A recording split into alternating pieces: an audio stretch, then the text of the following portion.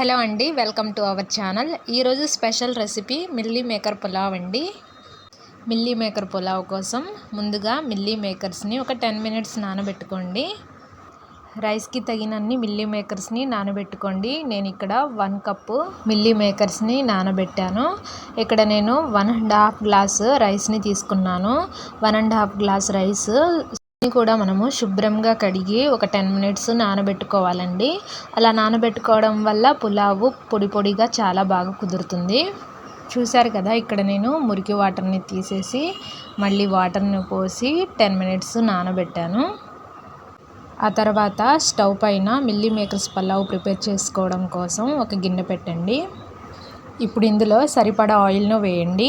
Oil కొంచెం heat ఎక్కిన తర్వాత ఇందులో మసాలా దినుసులను వేయండి. లవంగ, చెక్క, యాలుక్కాయ, షాజీరా, 2 బిర్యానీ ఆకులను వేసి వీటిని బాగా ఫ్రై చేయండి.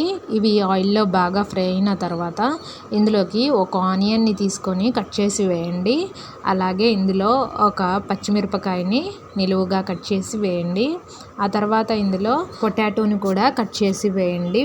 పొటాటో కొంచెం మీడియం సైజులో కట్ చేసి వేయండి. వీటిని స్పూన్ తోటి ఒకసారి మిక్స్ చేసిన తర్వాత 2 మినిట్స్ ఆయిల్లో ఫ్రై చేయండి. ఇవి కొద్దిగా ఫ్రై అయిన తర్వాత ఒక క్యారెట్ని తీసుకొని కట్ చేసి వేయండి. అలాగే ఇందులో ఒక టొమాటోని కూడా వేయండి.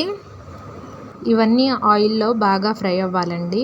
ఒకసారి స్పూన్ తోటి బాగా ఫ్రై అయ్యేంత వరకు వీటిని కలపాలి. ఇవి ఫ్రై అయిన తర్వాత ఇందులో మిల్లీ మేకర్స్ని వేయాలి.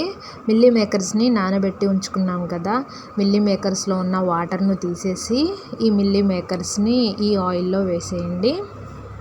ఈ మిల్లీ మేకర్స్ని కూడా ఆయిల్లో కలిసేలాగా ఒకసారి స్పూన్ తోటి మిక్స్ చేయండి. ఇప్పుడు ఇందులో 1/2 స్పూన్ అల్లం వెల్లుల్లి పేస్ట్ను వేయండి.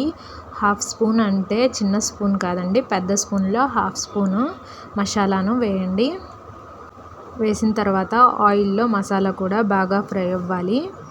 ఇప్పుడు ఇందులో పుదీనా ఆకులు అలాగే కొత్తిమీరని కూడా వేసి ఒకసారి మిక్స్ చేయండి. మంచి ఫ్లేవర్ అయితే వస్తుంది. ఇప్పుడు ఇందులో 2 స్పూన్స్ సాల్ట్ను వేయండి. 2 స్పూన్స్ సాల్ట్ను వేసిన తర్వాత ఒకసారి మొత్తం కలిసేలాగా బాగా మిక్స్ చేయండి. ఇక్కడ నేను 1.5 గ్లాస్ రైస్ని తీసుకున్నాను కాబట్టి నాకు ఇక్కడ 3 గ్లాసెస్ వాటర్ సరిపోతుంది. నేను ముందుగానే 3 గ్లాస్ వాటర్ని ఈ గిన్నెలోకి తీసుకొని ఉంచుకున్నాను. ఇప్పుడు ఈ వాటర్ని నేను ఇందులో యాడ్ చేస్తున్నాను. ఈ వాటర్ మొత్తం బాగా ఉడకాలండి. ఇలా కొద్దిసేపు ఈ వాటర్ ఉడికించడం వల్ల ఇందులో ఉన్న మసాలా మొత్తం ఫ్లేవర్ అంతా రైస్లోకి బాగా కలుస్తుంది.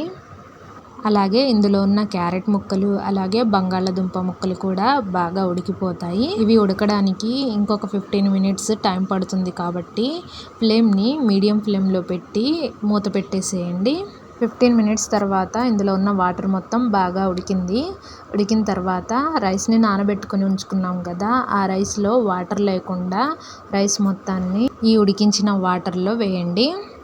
ఇప్పుడు ఈ రైస్ మొత్తం కూడా బాగా ఉడికించాలండి. ఫ్లేమ్ని మీడియం ఫ్లేమ్లోనే పెట్టి రైస్ మొత్తం బాగా ఉడికేంత వరకు మూత పెట్టి ఉంచండి.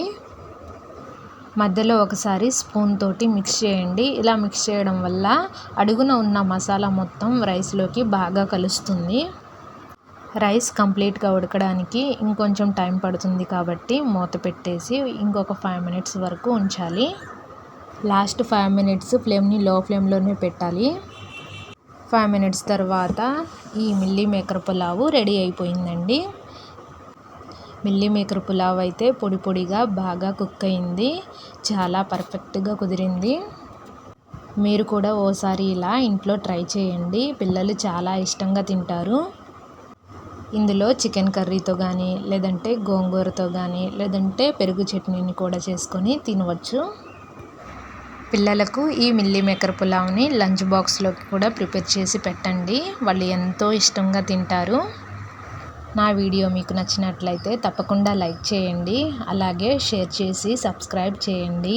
Thanks for watching.